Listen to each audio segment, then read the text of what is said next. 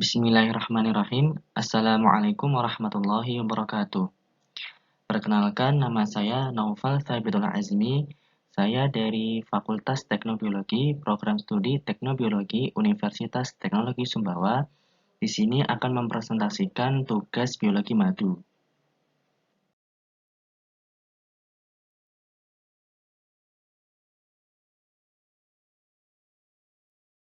Adapun jurnal yang kita gunakan adalah jurnal yang artinya pestisida dan toksisitas lebah madu di Amerika Serikat.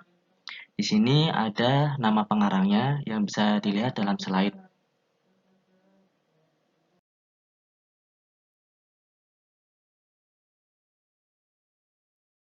Ya, kita akan bahas secara singkat.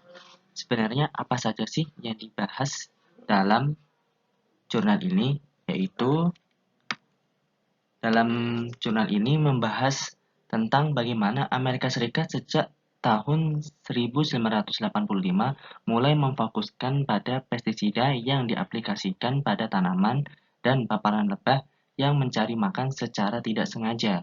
Masuknya hama arthropoda lebah madu baru-baru ini seperti Acarapis woodi pada tahun 1984, Varroa destructor pada 1987, dan Aetina tumida pada tahun 1997 ke Amerika Serikat setelah mengakibatkan masuknya pestisida secara sengaja ke dalam sarang lebah untuk menekan hama ini.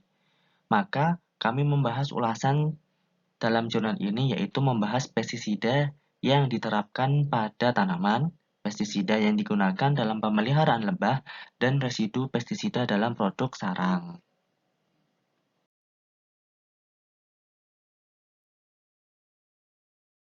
Baik, pada pembahasan pertama yaitu pestisida diterapkan pada tanaman.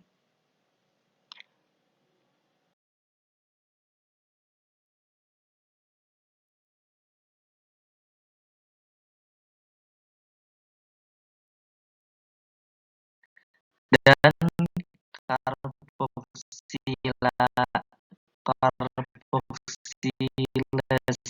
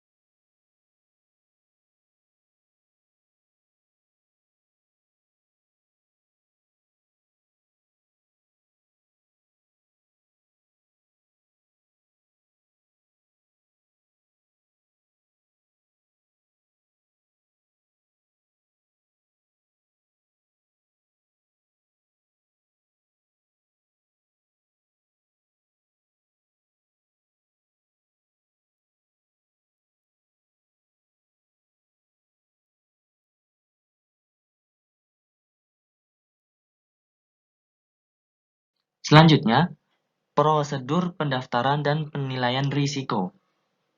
Di Amerika Serikat, penilaian risiko terkait menggunakan dan registrasi agrokimia mengikuti pedoman khusus yang dimandatkan oleh Federal Insecticide, Fungicide, and Rodenticide Act. Meskipun lebah madu penting, efek paparan pestisida pada kesehatan koloni belum dipantau secara sistematis, dan Badan Perlindungan Lingkungan (EPA) tidak memerlukan data tentang efek subletal untuk pendaftaran pestisida. Uji toksisitas akut pada lebah madu dewasa mungkin sangat tidak sesuai untuk pengujian pestisida sistematik karena rute paparan yang berbeda mungkin dialami lebah dalam aplikasi lapangan. Tes pemberian makan kronis menggunakan seluruh koloni dapat memberikan cara yang lebih baik untuk mengukur efek sistemik.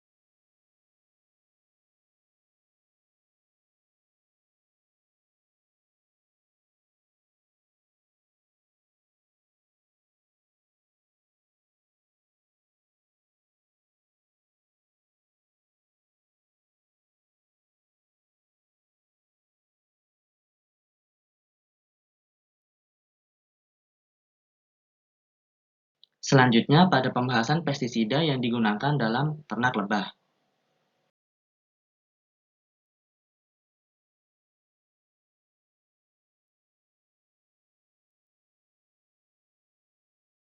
Namun, monoterpenoid seperti timol dan mentol belum tentu aman bagi lebah madu karena senyawa ini berperan dalam tumbuhan sebagai pestisida berspektrum luas. Memang timol dan mentol ditemukan sebagai yang paling beracun dari semua terpenoid yang diuji ketika diterapkan pada lebah madu sebagai fumigan. Ini kemungkinan besar membunuh varroa dengan mengikat ke oktapamin atau reseptor GABA. Meskipun diturunkan secara alami, senyawa ini dapat membahayakan lebah madu. Pengobatan timol dapat menyebabkan pengangkatan induk dan dapat menyebabkan peningkatan kematian ratu. Selanjutnya yaitu pestisida asam organik. Dua asam organik, asam format dan asam oksalat merupakan pilihan yang menarik sebagai varoasid karena keduanya secara alami terdapat dalam madu. Asam format kemungkinan membunuh varroa dengan menghambat transport elektron di mitokondria melalui pengikatan sitokrom C oksidase, sehingga menghambat metabolisme energi dan dapat menghasilkan efek neuroeksitatori pada neuron arthropoda. Asam format dapat membahayakan lebah madu dengan mengurangi umur panjang pekerja dan merusak kelangsungan hidup induk.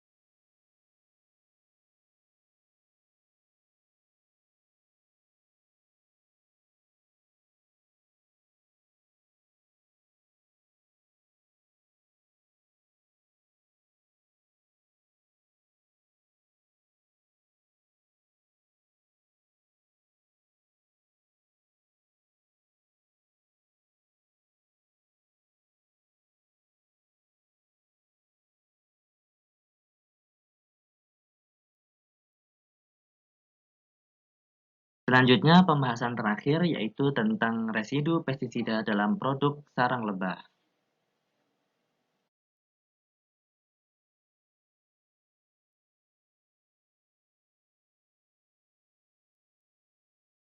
Nah, yaitu harus diperhatikan adalah insiden besar residu pestisida di sarang lebah. Kajian ini akan berfokus pada studi residu pestisida yang dilakukan selama 20 tahun terakhir. Menurut Smith dan Wilcox pada 1990 melaporkan residu yang diterima di sarang lebah di Amerika Serikat sebelum periode yang dicakup oleh tinjauan ini, lebih dari 150 jenis pestisida berbeda telah ditemukan dalam sampel koloni. Dalam beberapa tahun terakhir, residu pestisida tertinggi dalam koloni berasal dari ferrosite yang terakumulasi dalam lilin. Ferrosite yang ditemukan dalam mie lebah, serbuk sari, dan roti lebah termasuk amitraz, bromopropylate, comapos, flumetrin, dan taufluvalinate. Tingkat residu ferrosite ini umumnya meningkat dari madu menjadi serbuk sari menjadi lilin lebah.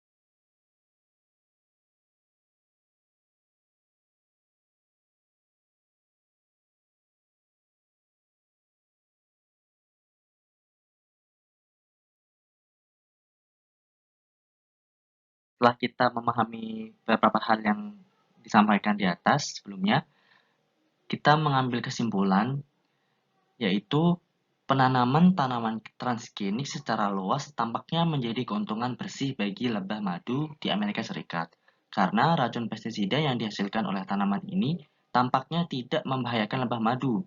Selain itu, tanaman semacam itu tidak memerlukan banyak aplikasi pestisida tradisional yang sebagian besar diketahui beracun bagi lebah. Sifat sistemik dari neonicotinoid dan phenylpirazole menghadirkan trade-off atau pertukaran dari sudut pandang kesehatan lebah madu. Metode aplikasi baru membantu meminimalkan paparan langsung lebah terhadap senyawa ini selama aplikasi.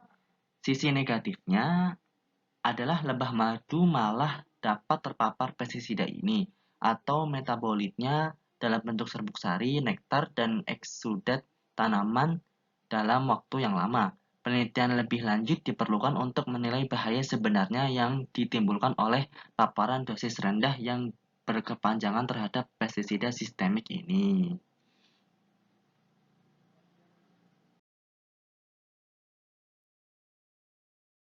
Baik, demikian presentasi mengenai pestisida dan toksisitas lebah madu di Amerika Serikat.